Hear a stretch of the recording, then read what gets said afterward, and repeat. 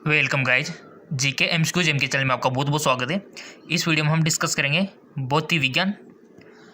आपकी जो केमिस्ट्री है, फिजिक्स है, बायोलॉजी से क्वेश्चन आता है, राइट। सो हमको अभी तो देखो केमिस्ट्री भी डिस्कस करनी है, बायोलॉजी भी करनी है, तो जितना जल्दी हो सके उतना हम प्रयत्न कर रहे हैं, ठीक है ना। तो रोजाना को 2-3 वीडियो अगर आप देख सको तो बेस्ट ही रहेगा आपके लिए, क्योंकि एग्ज़ाम नज़दीक है आपके, है ना। तो चलिए बिना टाइम वेस्ट किए शुरू करते हैं।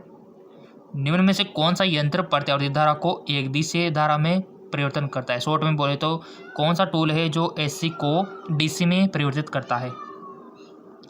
ऑल्टरनेटर, कंडेंसर, ट्रांसफार्म, इनमें से कोई नहीं। देखो पहले आपको बताना है कि इसका ऑप्शन कौन सा सही है, इससे आपकी प्रैक्टिस भी होगी और थोड़ा सा आपको एंट्रेंस एग्जाम सोल्व करने का, एंट्रेंस एग्जाम में जो क्वेश्चन सोल्व करोगे ना उसका भी अभ्यास होगा और अपना खुद का एनालिसिस भी होगा साथ में, राइट। सो बता दीजिए गाइज। बिल्कुल इसका राइट ऑप्शन हो जाएगा अल्टरनेटर, ठीक है। अगर ये क्वेश्चन उल्टा आ जाए कि ऐसा कौन सा यंत्र है जो डीसी को एसी में बदल दे, फिर क्या बताओगे आप? इन्वर्टर, ठीक है। इन्वर्टर होता है, देखा होगा आपने, कापी के ग्रुप में तो लग भी रहा होगा। वो जो बैटरियाँ होती है उसमें डीसी होता है, बट इन्वर्टर कनेक्ट होता है उससे, जो उसको एसी में कन्वर्ट करता है। इसी वजह से आपके पंखे वगैरह, बल्ब वगैरह जल पाते हैं। साइक्लोट्रॉन पढ़ रखा है आपने? साइक्लोइलेक्ट्रॉन किसको त्वरित करने के लिए प्रयुक्त किया जाता है? परमाणु को, आयन को, प्रोटॉन को, ये सभी को।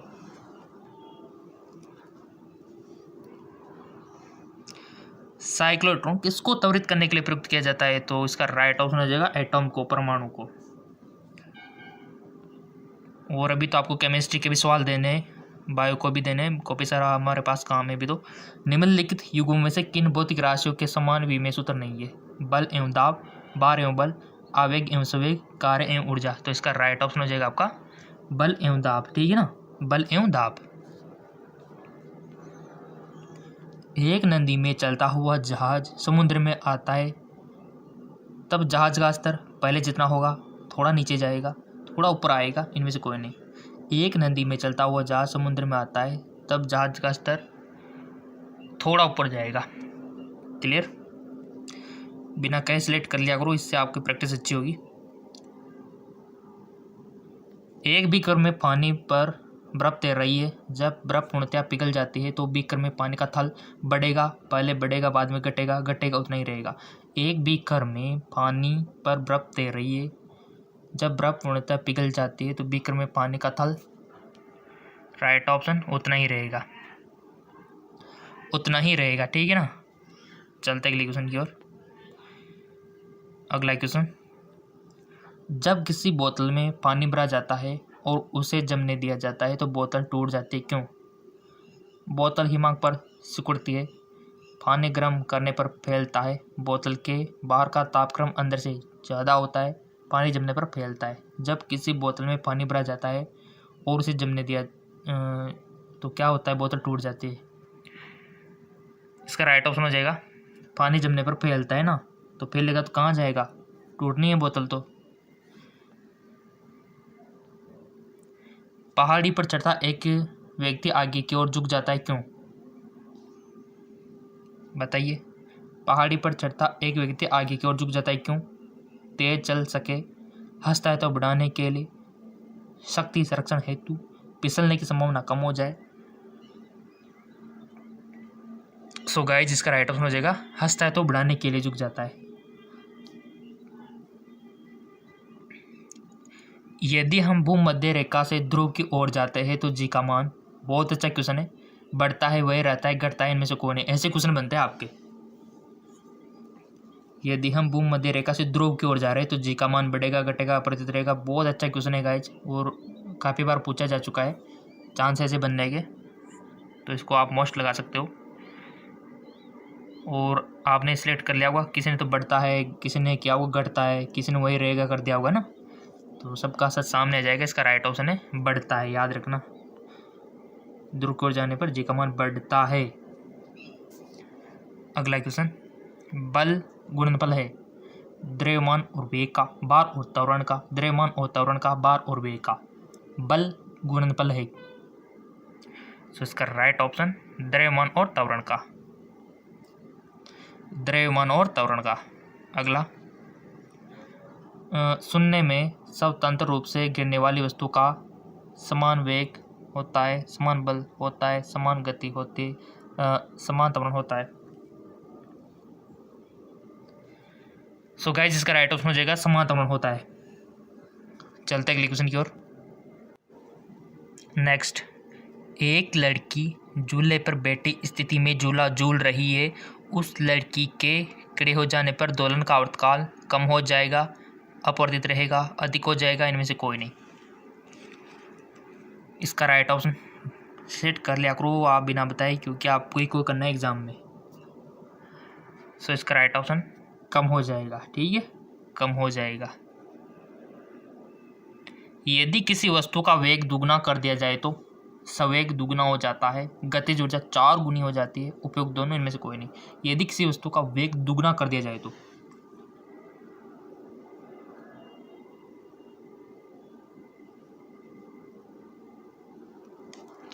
इसका राइट ऑप्शन है उपयोग दोनों, यानी कि संवेग दुगना हो जाता है, गतिज ऊर्जा 4 गुनी हो जाती है। निम्नलिखित में सदिश राशि है वेग, लंबाई, समय, द्रव्यमान। निम्नलिखित में सदिश राशि है।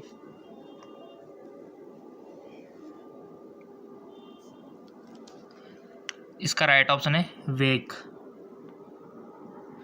सदिश राशि है। ठीक है ना, थोड़ा सा जूम कर लेते। न्यूटन की गति का प्रथम नियम क्या कहलाता है? संवेग क्षरण का नियम, गतिशीलता का नियम, जड़ता का नियम, इनमें से कोई नहीं।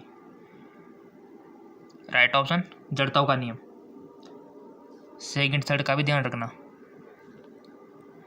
दो वेक्टर जिनका मान अलग है उनकी दिशा अलग होगी, उनका परिणाम शून्य होगा, उनका परिणाम शून्य नहीं हो सकता, इनमें से कोई नहीं। उनका परिणाम शून्य नहीं हो सकता।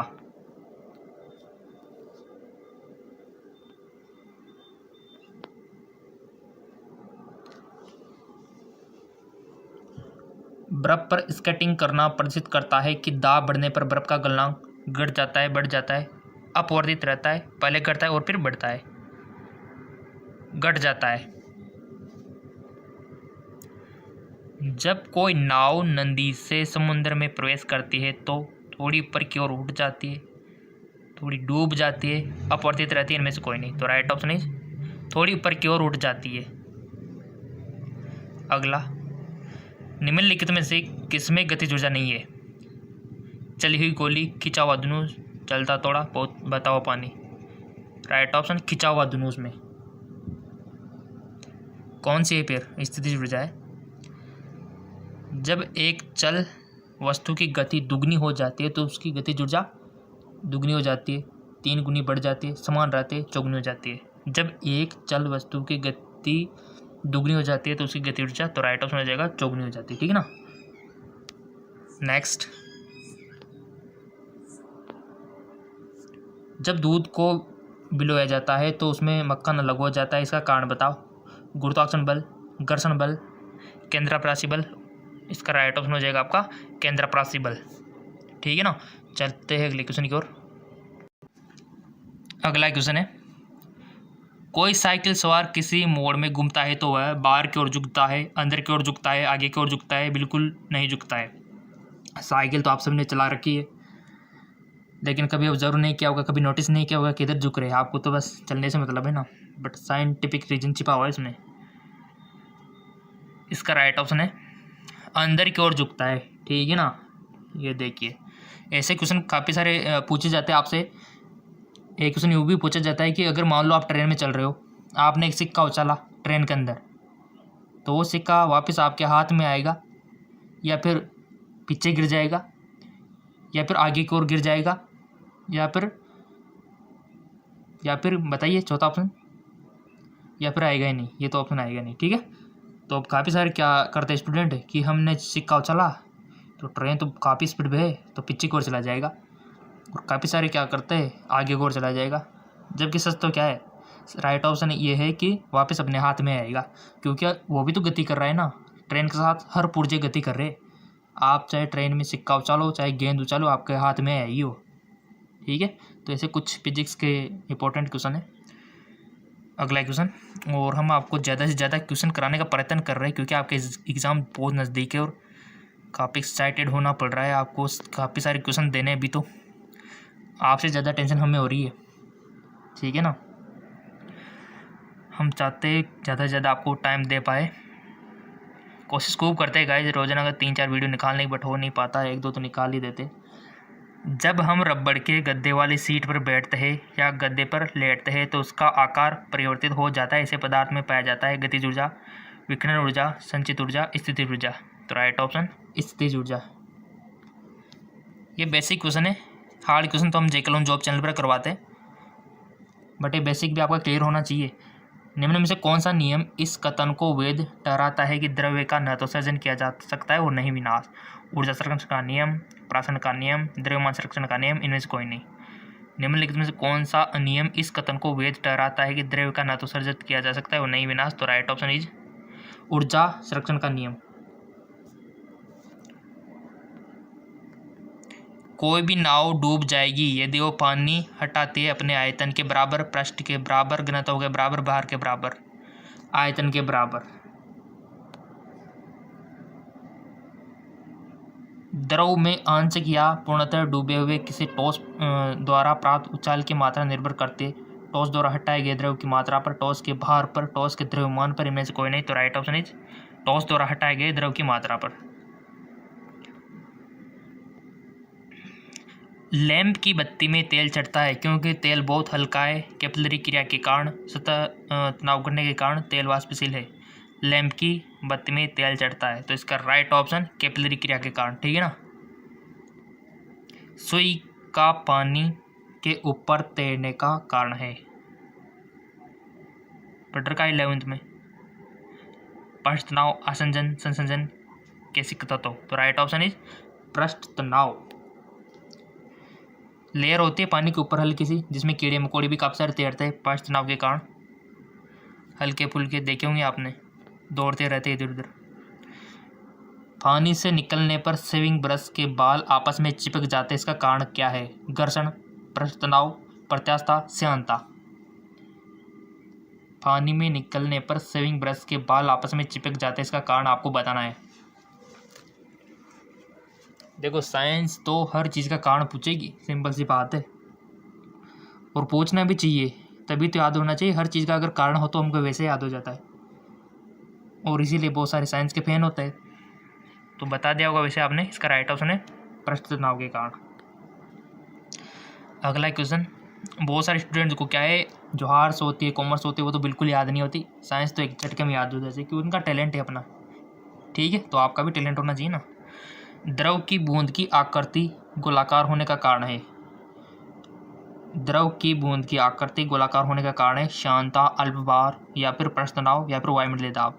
द्रव की बूंद की आकृति गोलाकार या फिर वर्षा की बूंद आप मान सकते हो। वो गोलाकार ही क्यों होती है गाइस? किस कारण से होती है आखिरकार वो गोलाकार? वो गोलाकार ही क्यों होती है? वो सीधी हो जाए ना इस प्रकार की, या फिर ऐसी हो जाए ना, वो ऐसे गोलाकार ही क्यों होती है? द्रव की बूंद की जो आकृति है गोलाकार होती है, वो उसका कारण है गाइस। सोच लिया होगा आपने तो, क्योंकि एग्ज़ाम पे आपको इतना टाइम नहीं मिलने वाला है। जितना फास्ट करोगे उतना बेटर है, क्योंकि न्यूमेरिकल भी तो करना है ना आपको, क्योंकि इन क्वेश्चन में इतना टाइम नहीं लेना चाहिए आपको कि इसके तो ये तो डायरेक्ट पढ़ के सीधा सीधा सही सही करते जाओ। न्यूमेरिकल में टाइम बहुत लगता है, फॉर्मूला लगाओ पहले, दिमाग लगा के, फिर फॉर्मूले में उसके मान भरो, मान भर के उनको काटो पीटो, फिर आंसर आएगा। तो काफ़ी सारा टाइम न्यूमेरिकल खाता है, ये इसमें इतना टाइम नहीं लगना चाहिए आपको। द्रव की बूंद की आकृति गोलाकार होती है, अगर ये पढ़ रखा हो तो आप डायरेक्ट सीधा उस पर टिक करोगे। तो इसका राइट ऑप्शन है पृष्ठ तनाव। देखो इतने सारे कारण होते हैं पृष्ठ तनाव से। यदि लोलक की लंबाई 4 गुनी कर दी जाए तो लोलक के झूलने का समय घटता है, 4 गुना हो जाता है, 1/4 हो जाता है। ये क्वेश्चन काफ़ी बार पूछा जा चुका है गाइस। दोगुना होता है। लोलक की लंबाई 4 गुनी कर दी जाए तो राइट ऑप्शन है दुगना होता है, ठीक है ना, दुगना। चलते अगले क्वेश्चन की ओर। अगला क्वेश्चन, वॉशिंग मशीन का कार्य सिद्धांत है उपकेंद्रण, विसरण, अपकेंद्रण, अपवहन। तो राइट ऑप्शन इज अपकेंद्रण।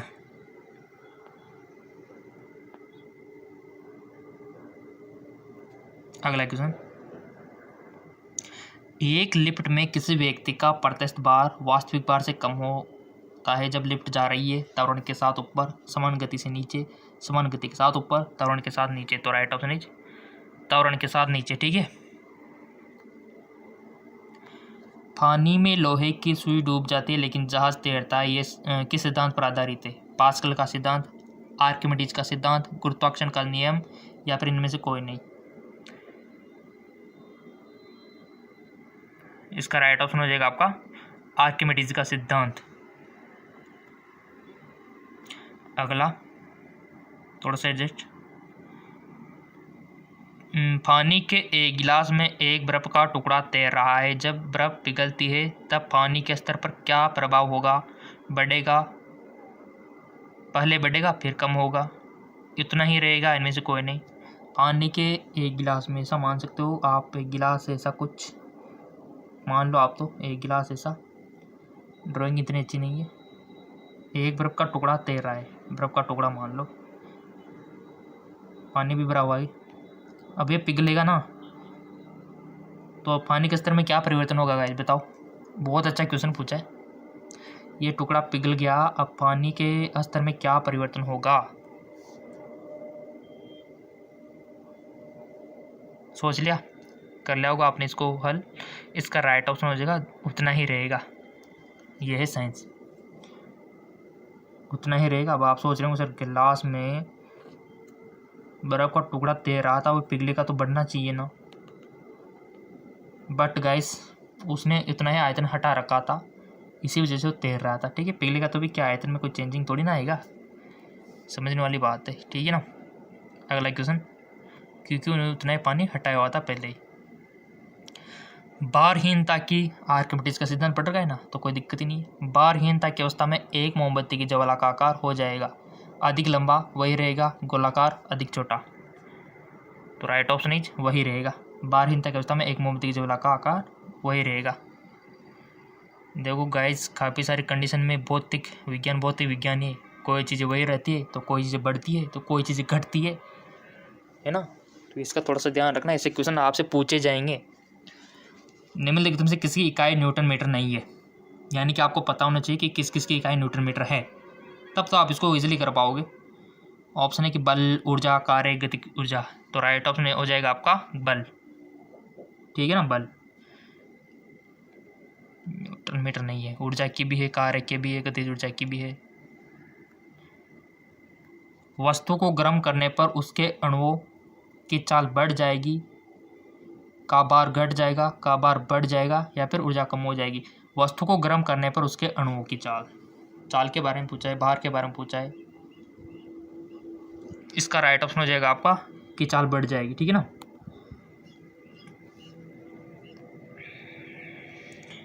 इनमें से कौन ऊष्मा का मात्रक नहीं है? इनमें से कौन ऊष्मा का मात्रक नहीं है? Calorie, degree Celsius, joule, kilo calorie. इनमें से कौन ऊष्मा का मात्रक नहीं है? तो right option is degree Celsius, बिल्कुल।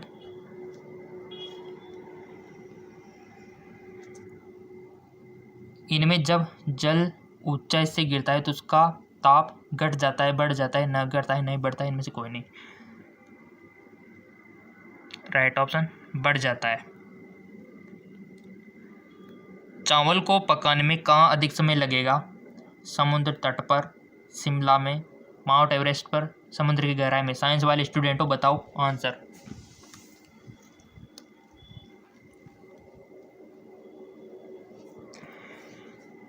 सो इसका करेक्ट ऑप्शन हो जाएगा माउंट एवरेस्ट पर। अधिक ऊंचाई पर जा रहे हो आप। अब क्यों? माउंट एवरेस्ट क्या होती है, बहुत ऊंची है, और आपने पढ़ रखा है कि जैसे जैसे हम ऊंचाई पर जाते हैं वायुमंडलीय दाब कम होता जाता है। जी हाँ बिल्कुल, क्योंकि आप सभी के ऊपर हवा का बोझ है। हाँ बिल्कुल सही सुना, वायु का बोझ है, और आप जैसे जैसे ऊपर चले जाते हो ना, वायु का बोझ हल्का होता जाता है और एक अवस्था पे जीरो भी हो जाता है। ठीक है, तो ये रीजन छिपा हुआ है। चलते आगे की ओर। अगला क्वेश्चन, वह ताप जिस पर बर्फ, पानी और वाष्प संतुलन में रहता है कहा जाता है? हिमांक, त्रिक बिंदु, क्रांतिक ताप, क्वथनांक। वह ताप जिस पर बर्फ, पानी और वाष्प संतुलन में रहता है कहा जाता है? तो इसका राइट ऑप्शन है त्रिक बिंदु। क्वेश्चन और अधिक चाहिए तो कमेंट करके बोल देना सर, हम आधा घंटे तक का वीडियो देख सकते हैं, 1 घंटे तक का देख सकते हैं। आप जैसे बोलोगे वैसे कर देंगे हम तो। किसी द्रव का वाष्पीकरण होने से उसका तापमान बढ़ेगा, अपवर्तित रहेगा, तेजी से बढ़ेगा, घटेगा। तो राइट ऑप्शन इज घटेगा। किसी द्रव का वाष्पीकरण होने से उसका तापमान घटेगा। निम्न तापी इंजनों का अनुप्रयोग होता है।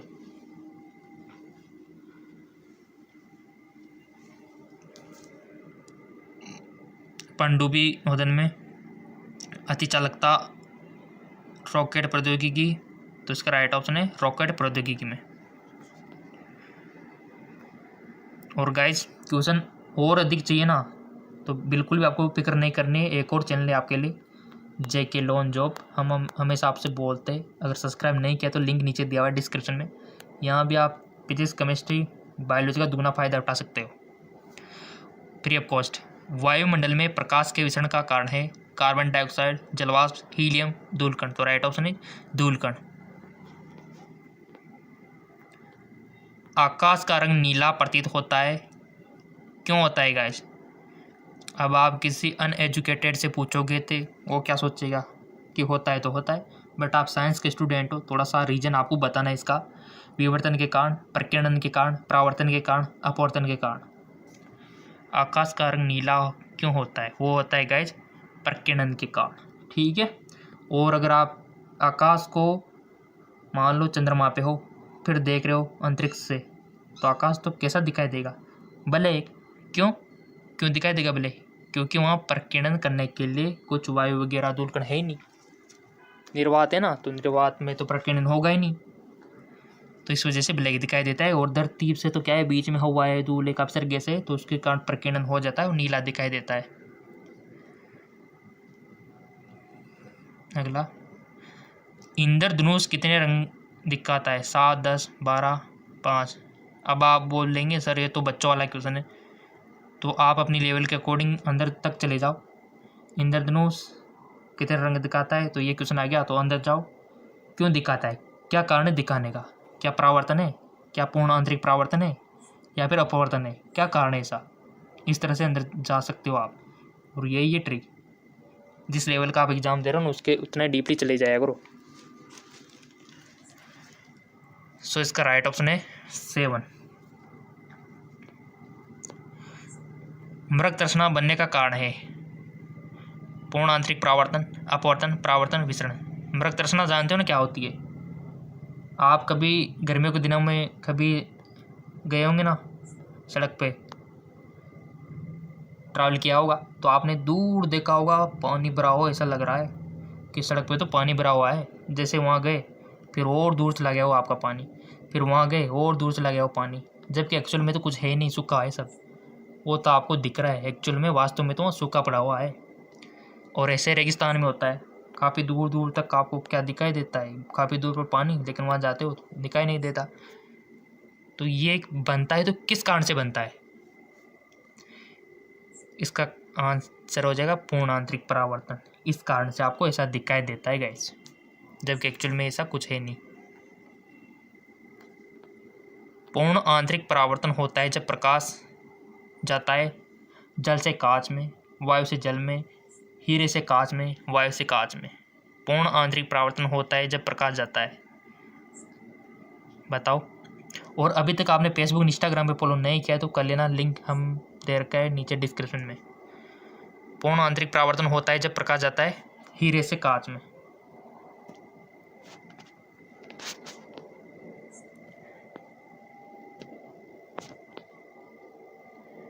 किस गुणधर्म के कारण पानी से भरे बर्तन में डुबोई गई छड़ी मुड़ी हुई प्रतीत होती है?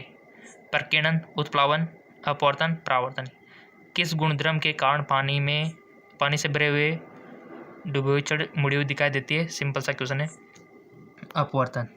इस कारण से, जबकि वो मुड़ी हुई नहीं है, सीधी है, बट वो दिखाई दे रही है आपको।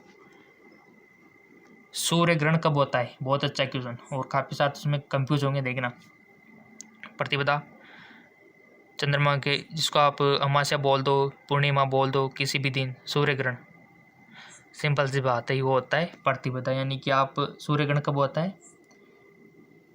अमावस्या, ठीक है। चंद्रग्रहण कब होता है फिर? चंद्रग्रहण तो फिर पूर्णिमा को ही होगा ना, क्योंकि पूर्णिमा को दिखाई देता है पूरा। थोड़ा सा ब्रह्मांड से रिलेटेड भी क्वेश्चन आपसे पूछे जाते हैं।